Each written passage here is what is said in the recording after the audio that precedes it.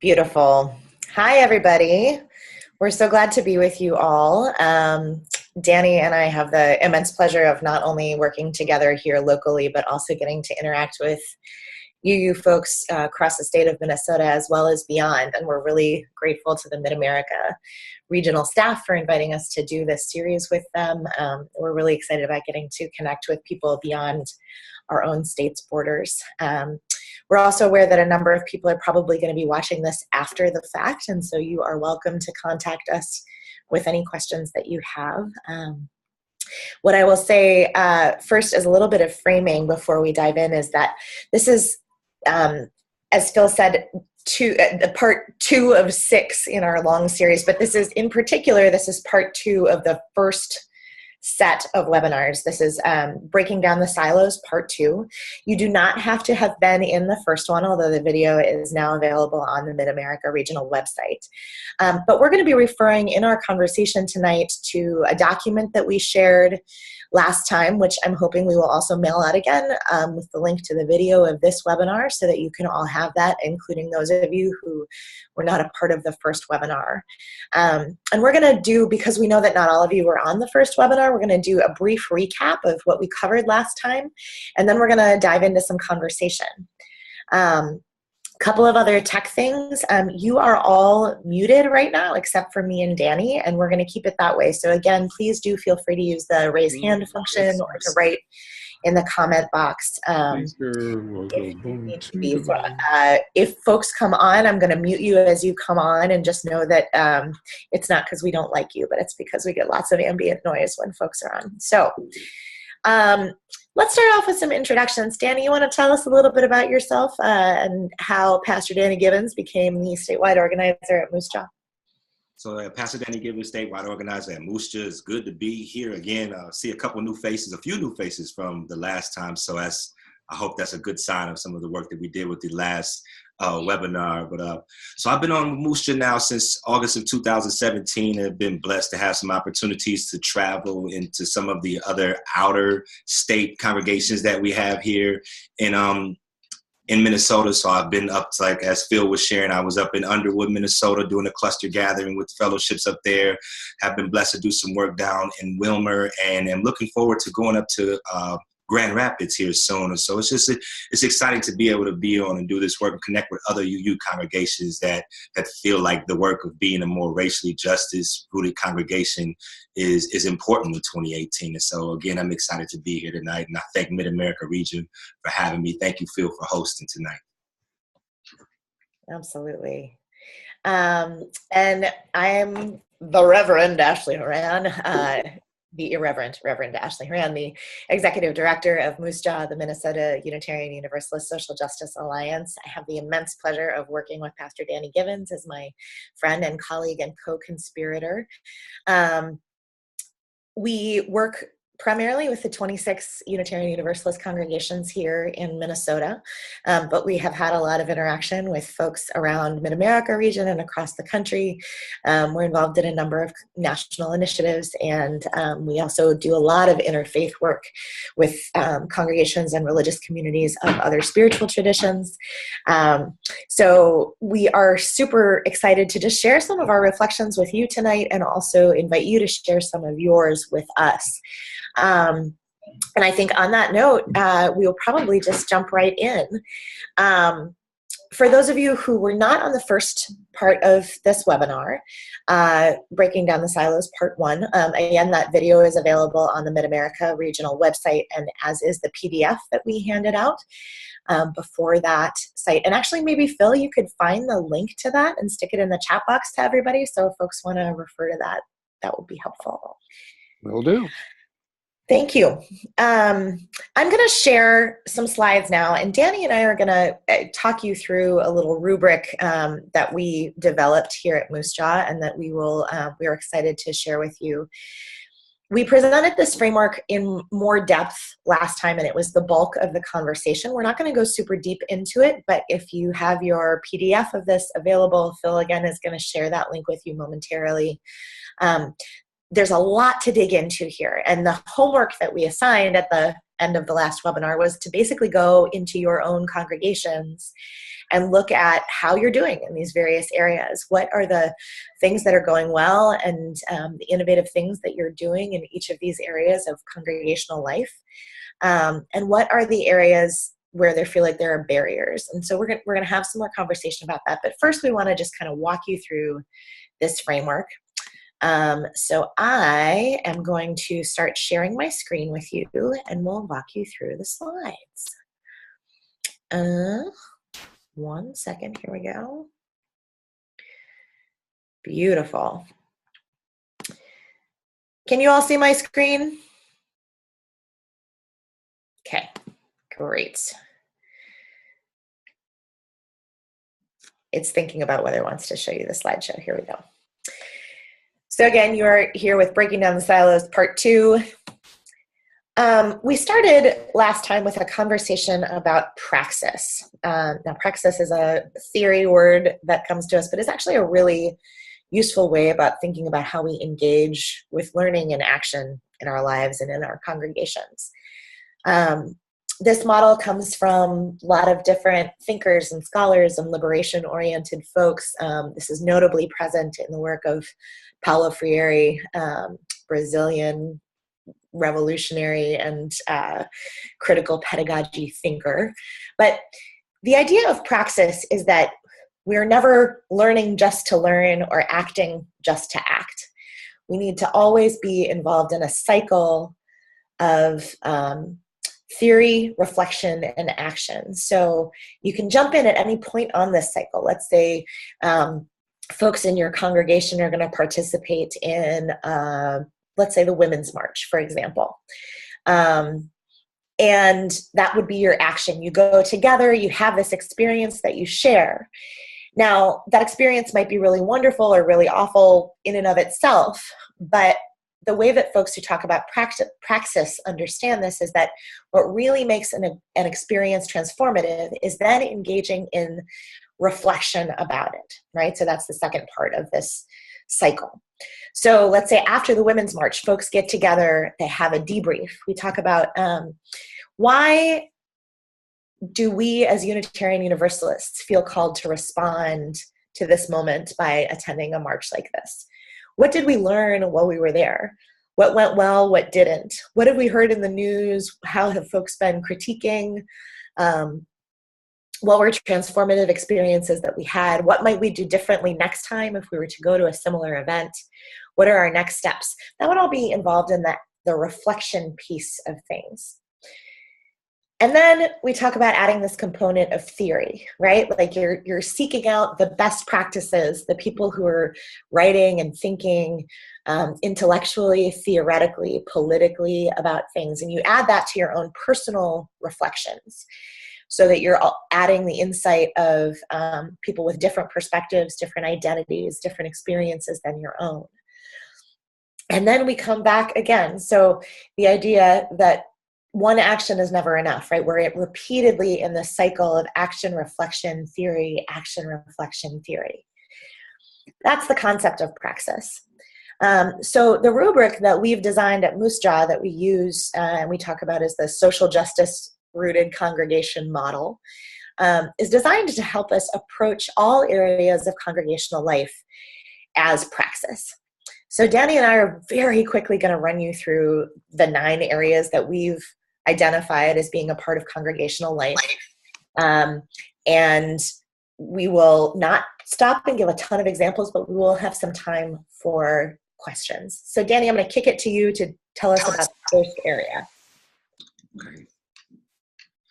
So when we talk about public witness and prophetic voice, this speaks to the congregation regularly, boldly, and accountably uses its institutional capital to publicly proclaim its yearning for justice and equity as a natural outgrowth of its religious values. And this speaks again to how we show up, how we bring our individual voices as well as our collective voices to the front to stand for the issues that we feel like that need to be challenged at hand. So, for example, when we started dealing with a lot of the DACA stuff and the deportations that were happening, you had congregations who, had come together around things, but because of like some of the immediacy of it, didn't really have this unified voice that they could show up with real public witnesses. So this particular part of the praxis really speaks to that and invites us into these challenging, courageous places.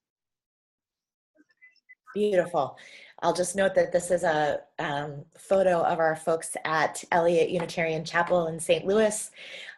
They began having weekly Black Lives Matter vigils outside of their congregation shortly after Michael Brown was killed in Ferguson, and they have continued that practice on a weekly basis. Since then, I believe they're still engaged in those vigils. So the next area of congregational life we call service and solidarity. So the congregation offers material, human, and infrastructural support and service to resource movements for social justice, allowing frontline communities to strategically channel their energy and resources into leadership. We have incredible wells of resources. We have buildings, we have copiers, we've got weekly sources for collection funds, we've got 501c3 status. So many things beyond what we often think of as our resources. And most of our congregations already do a great job of showing up in service, right? We make sandwiches or we host the interfaith shelter. The idea of this praxis area is that we're doing those kinds of things that we might otherwise think of as charity strategically. So we are offering our resources. For example, we recently had some actions around the Super Bowl here in the Twin Cities that were led by the Black Visions Collective and a number of other organizations. And they reached out to congregations, not only for folks to show up for those actions, but they needed copiers. They needed a space to paint a giant banner that was like 50 feet long. They reached out to various organizations to use their loudspeaker system, various things. And those are all resources that many of our congregations, if we were in deep relationship with organizers, would be able to offer strategically for the movement.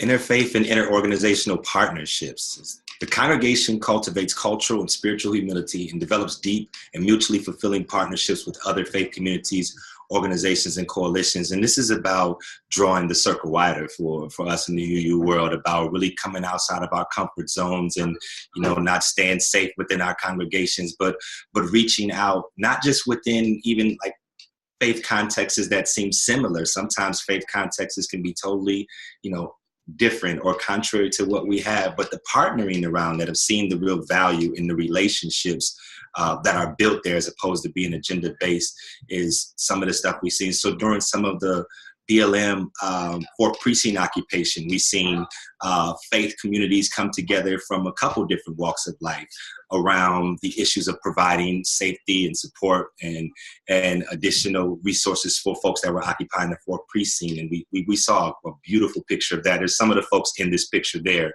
are folks that had got mobilized during the fourth precinct around the work. For those of you who maybe aren't familiar with our context here in Minneapolis, Danny's referring to an 18-day occupation led by Black Lives Matter Minneapolis, occupation in the street outside of the 4th Police Precinct in Minneapolis after our colleague and comrade and friend Jamar Clark, a young Black man, was shot and killed by Minneapolis police. And it was a catalyzing experience for all of us in this area, and so you'll hear us refer a number of times to that. You like my fancy slide transitions, everybody? Aren't they lovely? So this next category, financial partnership and fundraising.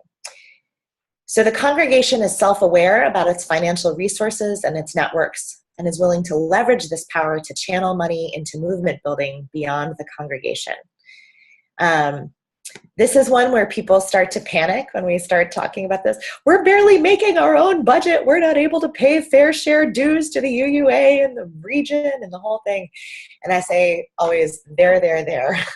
I think the words financial and fundraising often ring alarm bells in people's heads, but we have immense capacity to raise money, to do so in incredibly creative ways and to be nimble about it.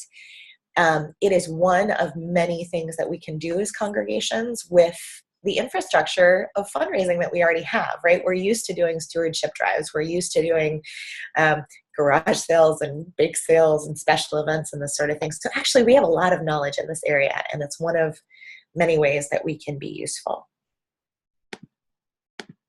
Oops, there we go. Theological reflection. The praxis says the congregation sees social justice work as a natural expression of their traditions, values, and beliefs, and are able to evaluate issues and actions through the lens of their faith.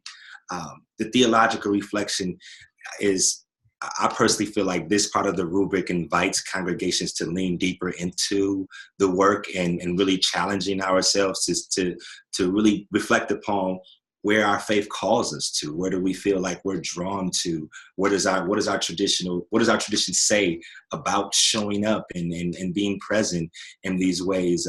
Again, going back to the reference of the 4th precinct occupation and the death of Jamar Clark, there were a lot of congregations here locally in the Twin Cities that really felt like that this was a part of a theological call and framework that they were present and showed up in support of the Black community that had suffered this injustice. And it was powerful for folks to see that. We see it in some of the folks putting banners on their church and other things that speak to it. Absolutely. And we're going to go a little bit deeper into this one in a few minutes. So next category is spiritual care and formation for activists. The word burnout gets thrown around a lot in our congregations, and for good reason, right? I mean, many of us are in congregations where we've got the same 5, 10, 30 people serving on all the committees, doing all the work, or at least it feels like that. And especially when those folks are engaged in justice work that takes a toll on the mind, the spirit, the body, we can experience a lot of burnout. So this one is really about making sure that the well of resilience and is not depleted. It's also about making sure that we've got a deep bench of people so that we're never calling on the same people to do more than they're able. So we phrase this as the congregation prioritizes nurturing the spiritual and emotional health of its justice leaders and equipping them with the competencies to be faithful and effective leaders. So we're actually really paying attention to the spiritual lives, to the needs, to the whole people involved in justice making.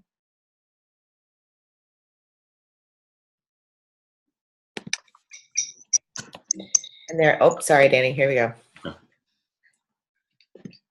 So studying political education.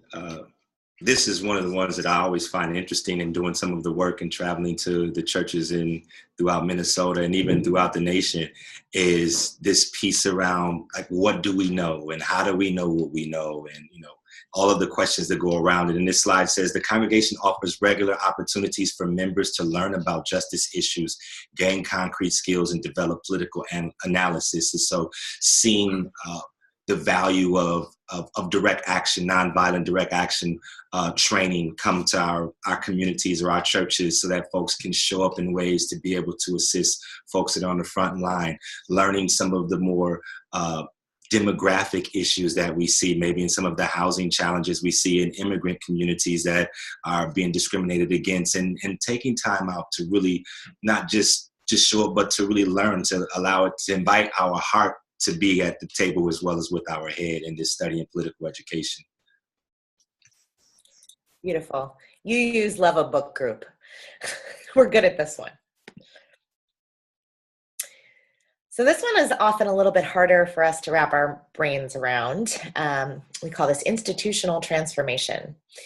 The congregation engages in critical self-assessment and seeks outside consultation to ensure that power structures and practices align with the stated justice values and make space for diverse leadership and participation.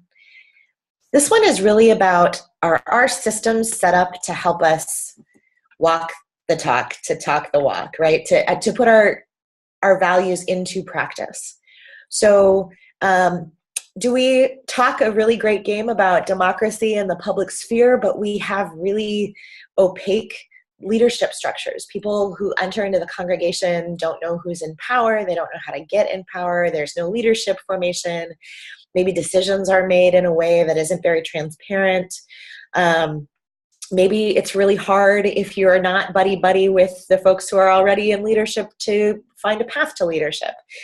Those are the kinds of things we're talking about. So this is behind-the-scenes structures that keep the status quo in place or not, right? And so this transformation in this category is really dependent on getting outside perspectives, people who are not already enmeshed in the system, to be able to say, hey, congregation XYZ, do you recognize that the way that you do congregational meetings is actually keeping this group from participating? Or do you realize that your governance system means that minority voices, and I don't just mean racial minorities, I mean any group that is literally in the minority, is never going to get their perspective through because it's about 49-51 democracy and majority rules, right? These are hard to wrap our heads around, but sometimes this is the deepest transformation that can happen in a congregation, is engaging in governance systems and looking at how power operates, that kind of thing. And next we have worship, ritual, and celebration, which I personally, so I was invited to be a part of Black Lives Matter Minneapolis here in the Twin Cities at a Unitarian Universalist vigil that was held on the wake of the non-indictment for Darren Wilson in the shooting death of Mike Brown. So it was this First Universalist Church of Minneapolis held a vigil in response to this non-indictment, and everybody didn't necessarily feel called to go on the freeway and protest or do a dying in the streets. Everybody didn't necessarily feel called to show up at City Hall, and so they held a vigil, and I got invited to come and pray at this vigil. The racial justice issues of the land were a part of the worship, ritual, and celebration at that particular church. I think about ALSO's Racial Justice Ministries has an ice cream social, and we think about the penultimate Unitarian Block Party and barbecue. I mean, there's other things that kind of happen that show up where folks can have an opportunity to incorporate racial justice worship themes as a part of their regular part of worship. And so, again, this slide says the congregation regularly expresses its commitment to building a just and loving world through communal worship, embodied ritual, and practices of joy and gratitude.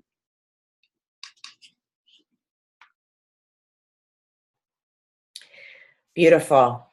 So that was a whirlwind tour through these praxis areas. We recognize that there's a lot to digest there, and for those of you who may just be encountering it for the first time, again, we really want to recommend that you look at the document that I believe Phil linked here. I'm going to stop sharing my screen.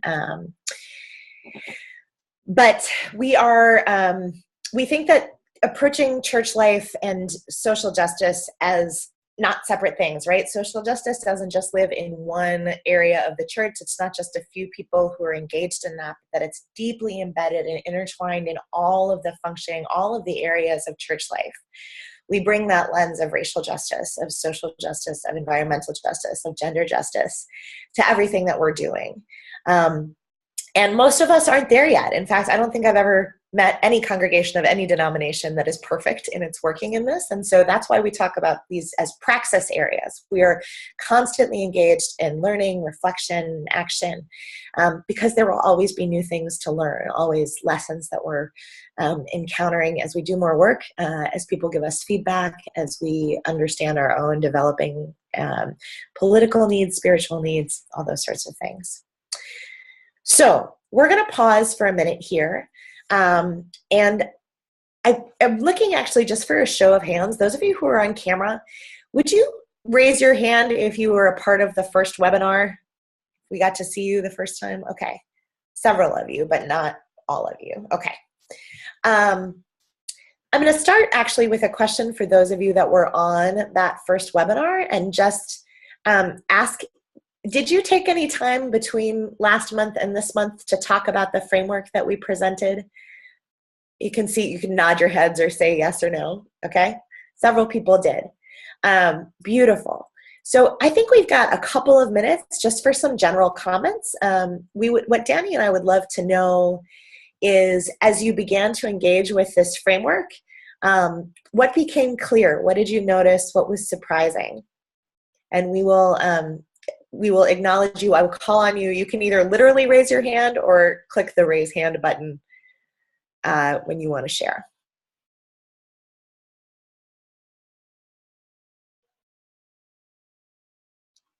Who's going to be brave and speak up?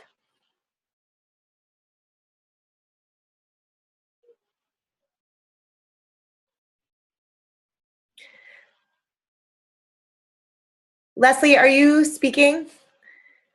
How do I say something? There we go. Hi, Leslie. Command Shift and A. I got you now. I just, we're in control of the mute buttons right now, so you probably weren't able to do it for yourself. So, hi, Leslie, would you introduce yourself and tell us where you are and what congregation you're with? Yeah, I'm Leslie, and I'm in Louisville, Thomas Jefferson Unitarian.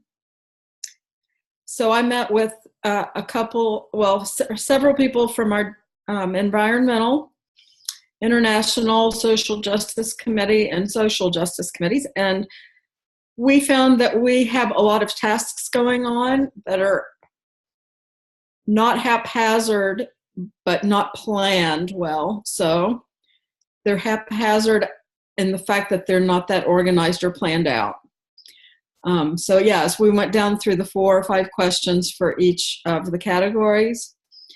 It became apparent that we could be more goal-oriented and more coordinated in our actions. So when you say, I think I want to explore this a little bit because I think this is a very typical thing. So you've got multiple different justice ministries going on in your congregation. And is it true that they're not always in communication with each other about what the shared outcomes and goals are?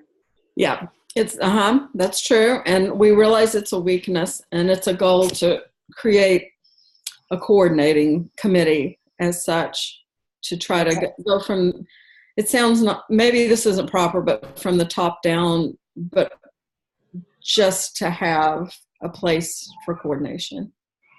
Some sort of centralization so that folks are in communication. Yes. Yeah. What was it like to have a conversation with folks from those different justice ministries, even just about this particular framework? I think it took stress off everybody because we all want to get together. It's just, as you know, it's a few people doing a lot of stuff. It's something we know that needs to be done. And we know that when it gets done and is more organized and more purposeful, that it'll be more rewarding. You know, we'll feel better sense of accomplishment. Perfect. Thank you.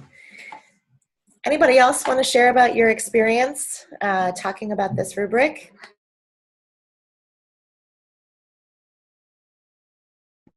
Linda, go ahead.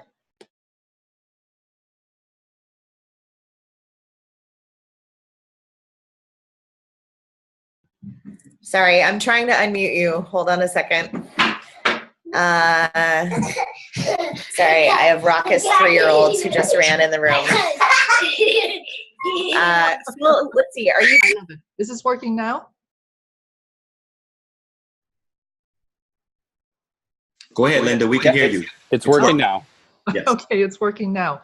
Yeah. Linda Ewa Merle from the Unitarian Universalist Congregation of Columbus, Indiana. We're a small congregation south of Indianapolis. But we have, as was observed before, we have a small group of committed social justice people. And we took this, I think there were 4 of us who attended this webinar. We were at church. Tonight we're dispersed and observing from our individual homes. But we took this opportunity to meet as a group, and we extended the invitation out to our core social justice team who didn't participate. So I think we had a total of 8 people for the follow-up, and went through the rubric, and it was a great opportunity for us to understand what we've accomplished. So it was really great for that. And on the other flip side of that, question number 3 about what your dreams are, that was really a good exercise for us to vision and think about what we wanted to accomplish.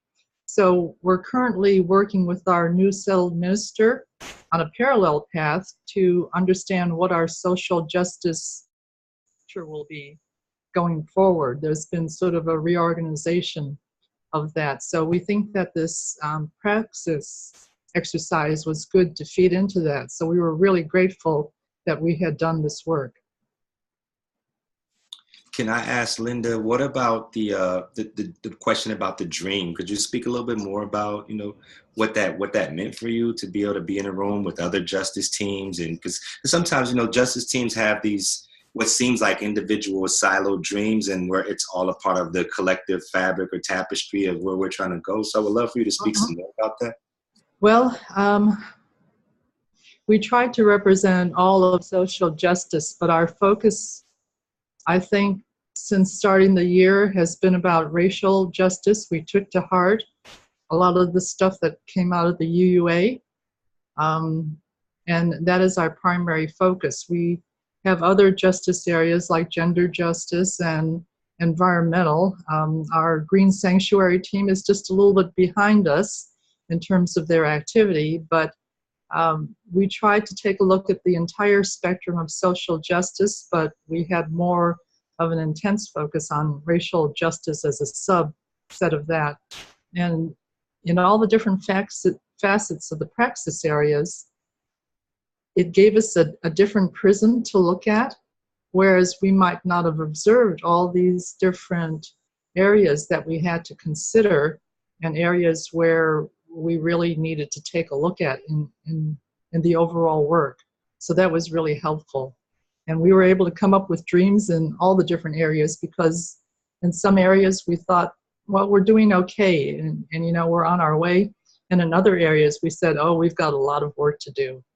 So it was really helpful in that. And we're encouraged that in terms of dreams, we have a list of things that we're going to focus on. Thank you. Thank you for sharing. Yeah, I think I just want to highlight from both of you who just spoke the power in getting people across issue areas to get together and to have shared conversation. You know, we spent some time in our first session on this concept of intersectionality, the ways that different systems of oppression intersect with each other. But I also want to highlight that this powerful exercise about, instead of saying, what could we do given where we are right now? Like, what can we accomplish with our budget the way it is? What can we accomplish with the people who are currently on our committee? Often that can be a really limiting frame for us, especially if things don't feel like they're going really well right now. But instead saying, what would we do if we had unlimited resources? Where would we like to get someday? What are our dreams? Can really free us up and spark some of that prophetic thinking. And it's not to say that we're going to get there in a year, but it can flip that sort of scarcity frame to one of excitement and real shared buy-in. And that's exciting to see. So I think we're going to go into a couple of these praxis areas just a little bit deeper, because in our experience, they're the ones that people kind of get hung up on and have a hard time with. And so I'm going to share my screen again just to get the definition out there. We're going to start with this service and solidarity one.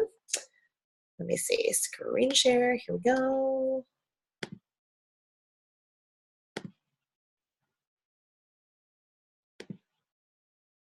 Aha.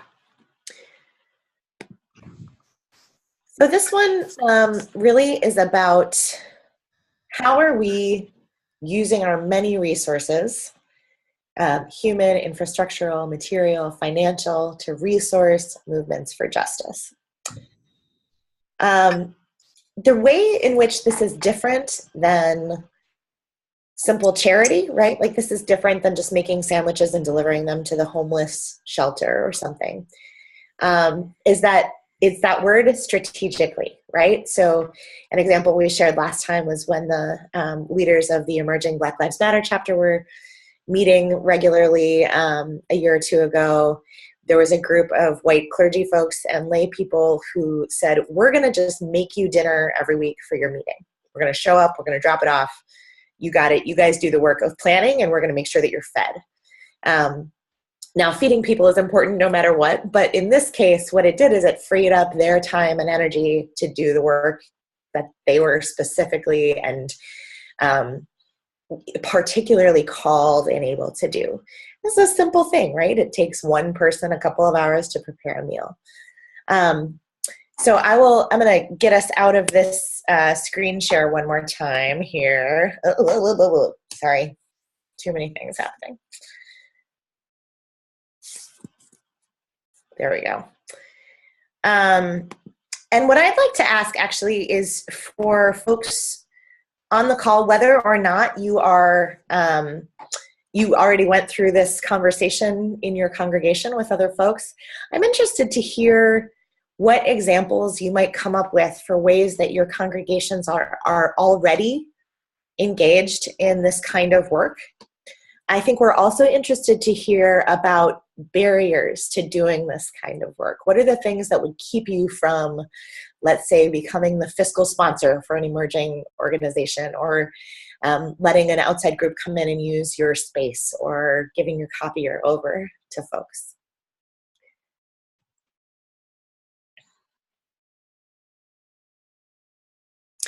I see Erica, is that right? Or I'm there, okay. I'm gonna unmute you. Beautiful, talk to us.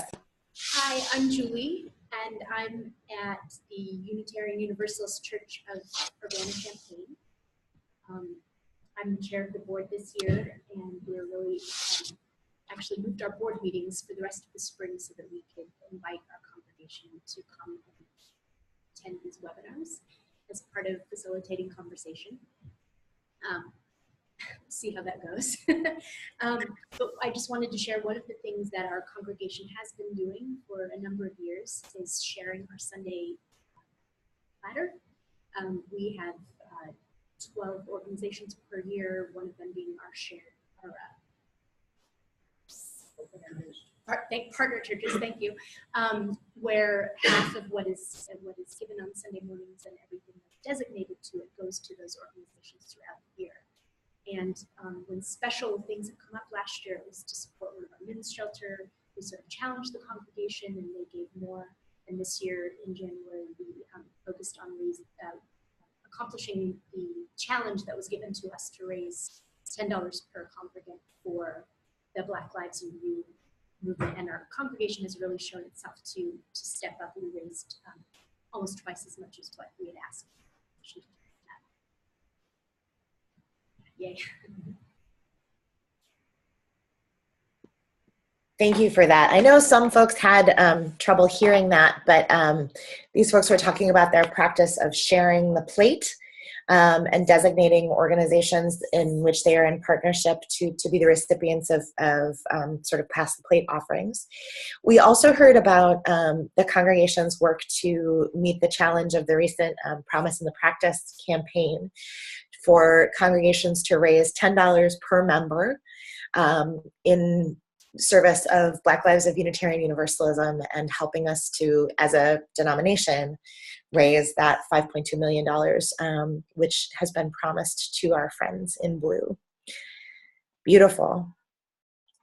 Others want to offer examples of things your congregations are doing or barriers that you encounter when you try to do this kind of thing?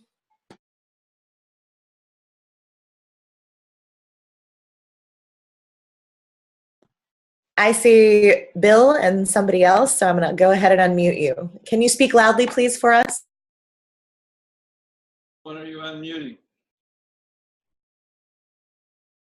Who are you unmuting? Bill, that's you. Go ahead. I saw you raising your hand. Yeah, the color of the window didn't change. Money is something we don't have much of. And we're an inner city commuter church, so people come in, go to church, go home, and they're not always around. But there are a few people who have a real passion for doing something. And my role in mission and outreach is mainly to stay in touch with those people, not tell them what they should be passionate about, because that doesn't work, but to help them know of other opportunities possibly. Somebody's beeping somewhere. Oh, it's our burglar alarm, we're fine. For instance, we had a group that wanted to work on sanctuary, and I let them know about another group that was forming in town that wanted to work on sanctuary. So now we're an affiliate member of that group. So I'm a hooker-upper. And I also have the ability to lend out the building from time to time. It doesn't happen as often as I would like, but we're a central location in Louisville. And our building is of value. And then we have worked with an organization called Clout. It's part of the DART centers. I don't know a lot about DART, but basically it's a bunch of progressive people that want to stir it up constructively. So in Clout, there's like 20 to 30 other Louisville churches. Unfortunately, at the moment, it's only churches, no synagogues, no mosques. We mention that from time to time. We're the first secular humanist UU. Some of us are even atheist group to be in Clout. They're getting used to us. We're getting used to them. But working with other groups that already exist, we can add value well beyond our numbers. We're going through trying to get $10 million a year for affordable housing. This is something Clout worked on for 10, 15 years. We started working with them about 2-3 years ago. We got $10 million for the first time last year. It's not continued funding. So we're still showing up at Metro Council every other week to hold up our signs with all these other people saying, we need money for affordable housing. It's not our money, it's taxpayers. But work with people, show up, network. That's what we're doing. Beautiful. Thank you. Danny, I want to ask you to jump in here. I know often you have been the one organizing congregations and just sharing their resources. Would you share with us a little bit of the creative work that you've seen happening there? So over this past summer, actually the past 2 summers, but in 2016, we had an unarmed African-American man by the name of Philando Castile that was murdered during a traffic stop. Philando actually was a personal friend of mine. And so activists and organizers and faith communities and groups up here in the Twin Cities had mobilized and ended up occupying the governor's mansion here in St. Paul, which is maybe about a half a mile from Unity Church Unitarian in St. Paul. And so as a response to the occupation at the governor's mansion, Unity Church here in St. Paul made a decision that they were going to do exactly what Bill is talking about, that he desires to do with their building in Louisville, that they were going to make their space, their entire building, available to organizers, activists, peaceful protesters, and agitators 24 hours around the clock, that they can come and find safety, that they can store their goods there, that they can have meetings there. I mean, there were organizers and activists that slept here. During the ending of that particular occupation, the police came and raided the governor's mansion. And there's some Facebook video that shows some of the young organizers and activists that were part of that occupation that could be heard on the video running for safety, saying, get to the church, get to the church. We need to get to Unity Church. That's where we're going to find safety. And to see that as, you know, as a form of service and solidarity, yes, it warms our heart to have that. But the reality of this asset of a building and what that really provides is, to me, one of the most amazing examples I have of this kind of work. We've seen other congregations throughout the Twin Cities who have also been open, saying, hey, activists and organizers can come and use our copiers whenever they desire, or if you need space to have a meeting, we can, you know, work some things out, in particular around other actions and things. So I've seen some great work in this particular field. I just shared with everybody a link to a Google document that you should be able to access just by clicking on that link.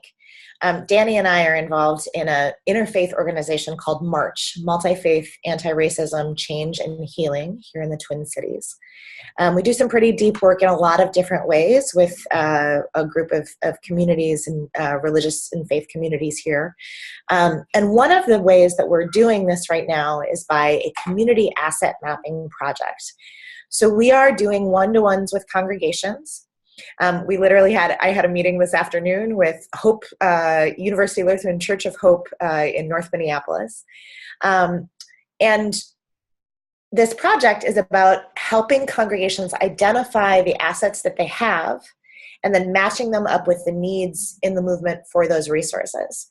So when you look at this document, you will see that on the last page of it, if you can get there, you'll see there's just a list of resources, literally things that people have. It's things like, we have a laminating machine, we have a color copier, we have an industrial kitchen, we've got large pots and pans, we've got a coffee maker, we've got single gender bathrooms, we've got showers, all the sorts of things that generally are a part of our congregations, but that, for example, if a movement organization that is working on, let's say, immigration rights or workers' rights, fair living wages, they're like, okay, we are planning a big action and we need a home base. We need this thing and this thing and this thing and this thing.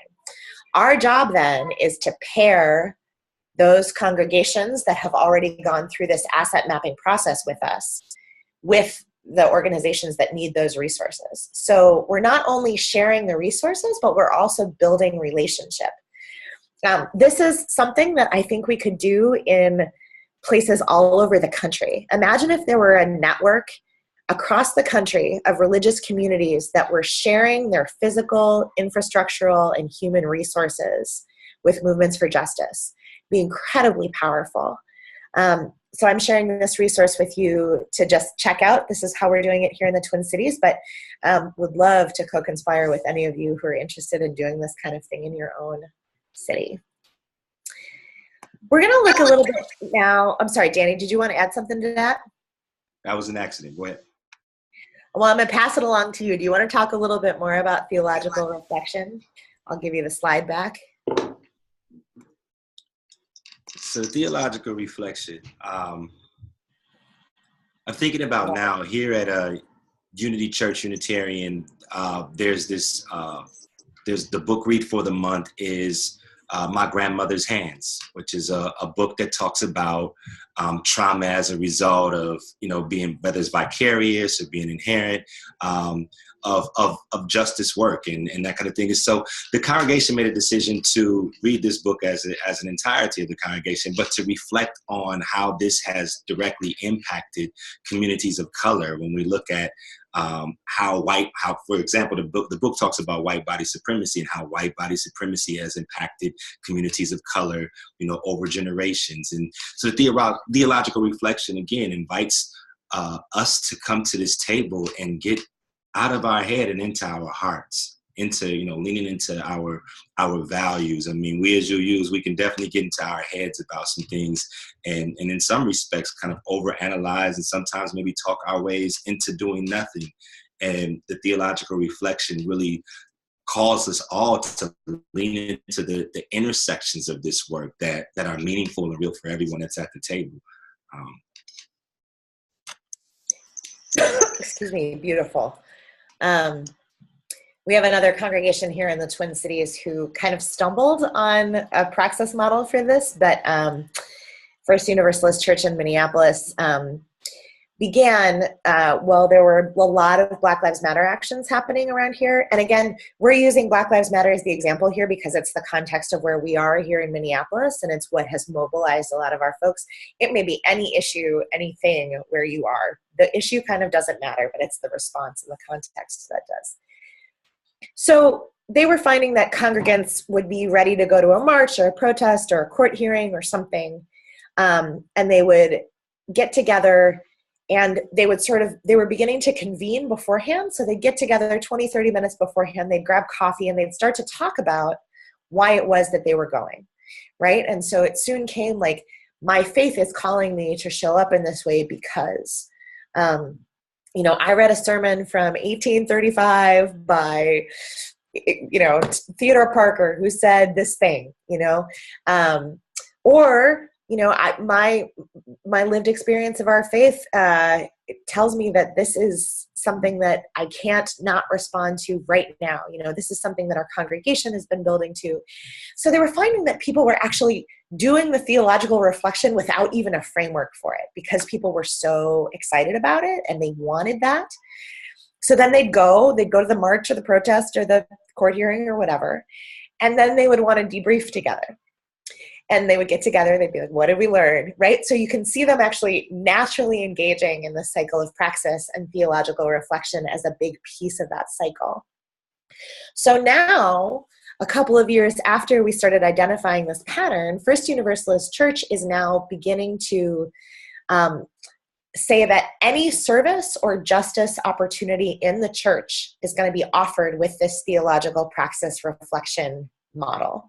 So they've actually hired me as a consultant to write curricula for their Habitat for Humanity build, for their homeless shelter host week, for their work with a soup kitchen, whatever it is. But so all of those things now are going to have a pre-action space where the folks who are going to participate are going to get together. They're going to talk about why they're engaging in the action, what some of the theological resources of our faith are that give us a lens on this, what they hope to learn, questions they're bringing. Then they will engage in the action together. Sometimes there will be a processing component during it. So for example, during the Habitat for Humanity build, there were lunchtime reflection questions that we asked folks to engage in. There was a walk around the neighborhood to think about what it would be like to be a new person in the neighborhood coming into that area. And then at the end, after the build or the shelter or whatever is complete, you get folks together again to do some more analysis, some more reflection. What is it that we learned? What does this point to in terms of bigger systems and structures? What can we learn about the way that capitalism works here, or that white supremacy is at play? What are the challenges to our faith and to our congregation because of what we've seen and experienced this week? And then how will we take what we've learned and experienced and use it to bring that message back to the full congregation? How will it change us personally? What will we do differently in the future? And I think that model of really being intentional not only helps people to have personally a much deeper engagement with whatever the action is, but it also builds relationships among people. So you've got folks who now not only have done the service together or the action together, but they've also spent time talking about what is most valuable to them, what their shared values are, what our faith together calls us to do. It's really powerful stuff. Yeah, Linda, I see your hand up. I would love some comments and thoughts from you all. Okay, can you hear me? Great. That element of praxis in terms of going to an event really resonated with our homework team, in that we go and do things, but we get there at different times. We do the thing and then we leave. We feel good, but in terms of the theological connection, we recognized that we were missing that in several of the things that we were engaged in. So whether it's hot meals or going to a rally, that is one thing that we will try to institute in all of the work that we do. For example, hot meals, we made a conscious commitment to start planning for how we would do that. We'd have to get everyone there at the right time so that we can all be prepared and ready. We've got aprons that say UUCCI, but we haven't been using them. So we have no identity to these folks that we're serving, and we wanted them to know about the church and that we're a team of people who want to help. Another thing that was mentioned today is not only serving, but we also talked about having, I don't remember what the term was, but maybe friends, so that we would see people with the diners while the meal was being held, rather than just being in the serving line, so that we can form relationships. We do have relationships with many of the people because we've been doing this for years and they know us by first name, but being intentional and sitting down with the folks, I think, would be an element that can deepen our experience. So we're taking a look at something that we've done for years and trying to put a different viewfinder on it to see how we can make it better. So I'm really excited about that. I'd like to hop in and add here if I can. I've witnessed this model and praxis work. As I shared earlier, I'm a member of Black Lives Matter Minneapolis here in the Twin Cities, and in 2000, I want to say 15, around there, we did an action at the Mall of America that was just raising awareness around what we were doing. And as a result of that action, there were a number of our organizers and other people who came to support that had got arrested. And so what ensued were criminal charges and court proceedings and so forth and so on. And so there was a time of folks having to go out to City Hall. And there were moments when it was rather intense. And, you know, all the rallies aren't oftentimes we'll go out, feel good, yeah, you know, we hate this or we're against that or whatever that is. Sometimes it's really intense and you can become frazzled. And so coming back to the church, First Universalist had hosted this one, coming back to the church afterwards and having folks have an opportunity to talk about their experience and unpack some of the things that they witnessed, and unpacking even some of the fragility that exists and shows up, proved to cause the actual action to become all the more valuable and meaningful, because folks were able to connect around areas that we probably wouldn't have been able to have an opportunity to speak about if we'd have just went home afterwards. And so I really value that piece because it anchors the reflection of our theology and work. Absolutely, Danny. Okay, I see the folks Champaign-Urbana? All right, we're going to go with you first, and then the folks marked Bill will come to you next. I'll try to speak. Yeah. Time. Sorry, I'm kind of far from our computer.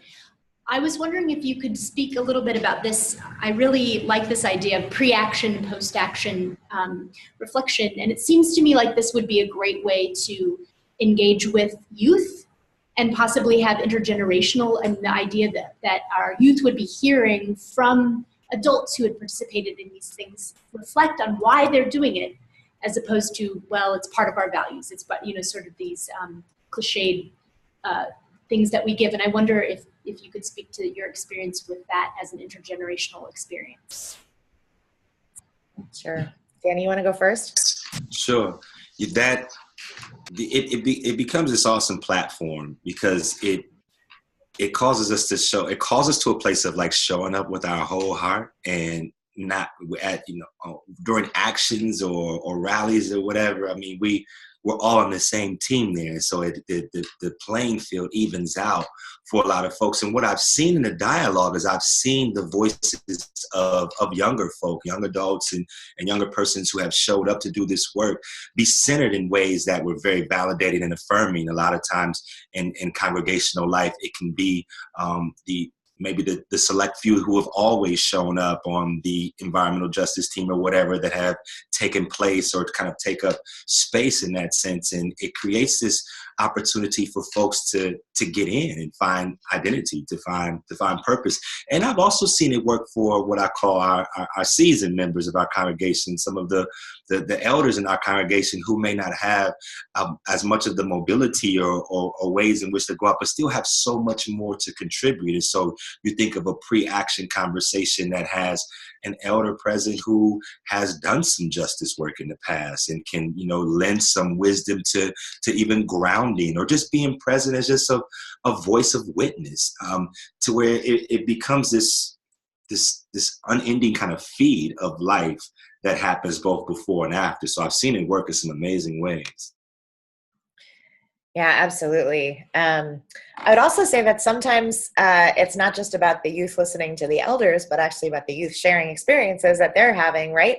So in our context, you know, Danny's talked a lot about the 4th Precinct occupation. I was down there, you know, on one of the days that the cops were coming through with mace and rubber bullets, and I saw 5 or 6 of our UU high school youth there, right alongside our clergy members. And they were the ones who were then able to take that experience back to their congregations and call other people into action and service. They had been transformed by this experience in a way that they were able to communicate better than anything any of us could have said. Their call to action was the most mobilizing thing that we had ever heard, right? You cannot find better publicity than youth on fire about an issue. And, you know, I think this, what we know is that there are deep generational divides around how folks are thinking about justice work, and especially as it comes to what are the appropriate tactics, what are the strategies that are going to work, how should we approach things, what should our messaging be, how do we communicate? And so actually creating opportunities for cross-generational dialogue in that praxis model, right? So where you're inviting everybody to participate in a shared experience, and then you're allowing people to speak about what that experience meant to them, and what brings them to the experience in the first place. And there's powerful cross-generational learning that can happen there. We are the agents of each other's faith formation, right? Social justice is faith formation. We are constantly figuring out what we believe, who we are, what our values are as we go through this cycle of praxis. And it's important to be able to do that cross-generationally. So we only have a couple of minutes left, and I know that we have only touched on sort of more in depth a couple of these praxis areas, but I want to see if there are any folks who haven't had an opportunity to speak yet, who either have questions or comments, and then we'll open the floor more generally. Okay. Would you give me a wave if you've got something to say here? Okay. We're going to hold on and see if there's anybody who has not had a chance to speak yet. And then it will come to you all. Okay, I see Phyllis's hand. Beautiful. Phyllis, I'm going to unmute you. Hi, I'm Phyllis. I am a member of St. John's UU Church in Cincinnati, Ohio. And I was interested in maybe a little deeper explanation of the spiritual care and formation for activists, because as I just reviewed the webinar last week because I wasn't able to attend the live session. So I didn't get to have a conversation with my church members, but I just kind of reflected on the last few years I've been a member there. And I mean, I was glad to be able to identify what my church is doing in a lot of these practice areas, but it seemed like the service and solidarity was a space where we had an area where we had space to grow. So I was glad you went into depth on that, but then also the spiritual care and formation.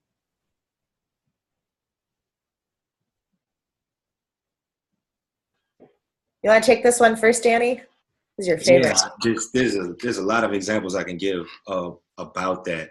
And what I've seen here at Unity Church is that there was a team that was basically kind of assigned to address the needs, concerns, challenging issues of the particular group of organizers that we were working with here locally. And during the 4th Precinct occupation, again, we were there outside of the police station in North Minneapolis for 18 days, from November 15th till, I want to say a little bit, I think it was like December 5th or something like that. And so we were outside. A lot of us were fatigued, burnt out, just kind of like scattered, just all of this. So there was the team here had provided winter clothing, wind-resistant clothing for activists that were outside doing frontline justice work. There was also a group of folks that had did some body work, that were body workers that were either doing discounted, if not for free, body work on activists that were connected in the community. And so a lot of our congregations have folks that do some of this work, and we've seen how the kind of pouring back into of what that meant. For me personally, I was offered an opportunity to have housing during that time, and to have to have my work become stipend because the church saw it as something real and meaningful. And so there was a lot of different ways that it showed up, but I experienced it personally in that sense. And it's been amazing, even to this day, receiving just inbox about how are you doing, just checking in, a phone call. I'm personally going through a death in my family right now, and there's been folks during this webinar who have been coming in and just like kind of loving on me and just, you know, sharing that kind of stuff. Like, it's not always monetary ways. A lot of times just the ministry of being present and knowing that folks are there, that I've seen become some of the real ways for the resiliency and spiritual care. Yeah, and so our congregations can both be providers of resources and spiritual care for activists outside of our congregations, people in the movement. We can also, of course, and should be doing that for our own justice leaders. So at Moose Jaw, for example, we run online covenant groups for justice leaders around the state. Danny does this. He uses the Soul Matters curriculum and tweaks it to really be focused on justice. But we offer, you know, it's a 90-minute conversation, happens once a month, and it's a time for people who are in leadership positions in their own congregations to get their own spiritual wells filled, right? So they're coming together. There's a space to connect deeply, to build relationship, to cry, to vent, to celebrate victories. And I think often one of the reasons that our leaders get burned out is because we're not always focusing on them, right? So we have maybe a bell curve in our congregations. We've got folks, the majority of folks are in the middle. We're sort of in the same place politically about our values. We have similar skills. We're like ready to go. We share some good liberal progressive values, but then we've also always got folks on either end of that bell curve. We've got some folks who are really feeling resistant to the justice work that the congregation is doing. We've also got folks on the other end who have been politicized for a long time, who've been leading social justice things for a long time. And the work that it takes to bring the rest of the congregation along, especially for that group of folks who has been in leadership and is at a different place politically, can be really taxing. And so how are we nurturing those folks who are sort of at that end of the spectrum, making sure that they have resources not just for leadership, but also for their own care? Is the minister checking in on them, or the pastoral associates checking in on them? Is there somebody on the pastoral care team who has special training in justice work so that they're ready to meet folks where they are? All of those sorts of things I think are really important to think about. How are we doing leadership development and spiritual care for justice for the long haul? And then in moments of crisis and trauma, how are we addressing the specific consequences of that kind of adrenaline rush that our justice leaders go through? Chris, Kevin, I see maybe a question here. I'm going to unmute you. Oops, sorry. Hold on a second. You're not unmuted yet. For some reason, I am not able to unmute you. Danny, can you say? So how can people in our congregation access the support that you're providing for people who need support, for leaders who need support? You didn't hear me. Can you try one more time? The question is, can folks in your congregation get the kind of support that we're talking about? Yes. Yes. Beautiful. So I have an answer that you're probably not going to like that much, which is that you have to find ways to create that in your congregation. Certainly, of course, maybe you're in a state with a state advocacy network that's doing the kind of work. Folks are certainly welcome to check out our work at Moose Jaw. I'm sure we would not deny people if they wanted to participate in our online covenant group. But what we're talking about actually is inside the congregation resources. We're talking about, looking at the way that your pastoral care team or your caring team is delivering services. If you have a minister, how is that person connecting with folks who are leading justice work? Are there the kind of opportunities for dreaming and celebration among the folks who are leading justice work so that they can get together and celebrate victories, also talk about some of the challenges? So there are lots of creative things that you can do. Definitely take a look at that rubric for some ideas about that. And I'm aware of our time, and I know that we have one more comment here from the folks labeled Bill. Okay, I think political events are very wonderful for us. We do a lot of pre-planning to be in the Gay Pride Parade with all 3 Unitarian churches in Louisville. And it's a big event. We get to know each other. We could learn from the praxis model to have a little bit more reflection altogether afterwards. But we do get a lot of in the pre-planning. And likewise, when we go to Frankfurt for legislation, and we're careful to work on issues so we won't lose the 503C status, but that's a wonderful thing to be doing together. We can do a lot on our ride to Frankfurt and in the meetings together, and they do the reflections afterwards in Frankfurt, whether it's gay pride or economic justice. Beautiful. Thank you. Danny, do you have any last comments here that you want to leave the folks with? I just want to say that it's been great to have an opportunity to hear how some of the folks had went back and shared this with their folks, and to see that it's really real, that it's working and doing some things, and to know that, you know, anywhere that we start is somewhere to start in this work. I know we've shared a number of different kind of examples that seem really polished or may seem, you know, attractive or whatever, but trust you me, we started at a place and worked to this as, you know, one congregation becoming 2 congregation, as one group of folks becoming another group of folks. And so it was this thing that was matured over time, and it's a work that's worthy if we have the kind of bandwidth to do it. And so I'm just grateful for the folks who have showed up tonight to hear what we're talking about here, breaking down the silos, and thank you all for coming out. Amen to that, and thank you again to Mid-America region for hosting this webinar. You should feel free, please, to contact us with further questions that you might have.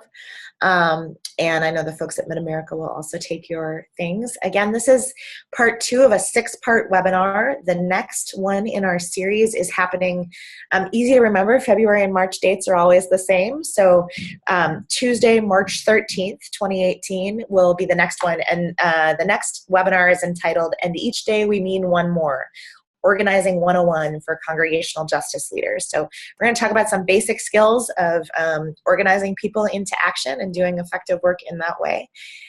So get your folks to sign up. We will see you soon. Thank you for being with us tonight.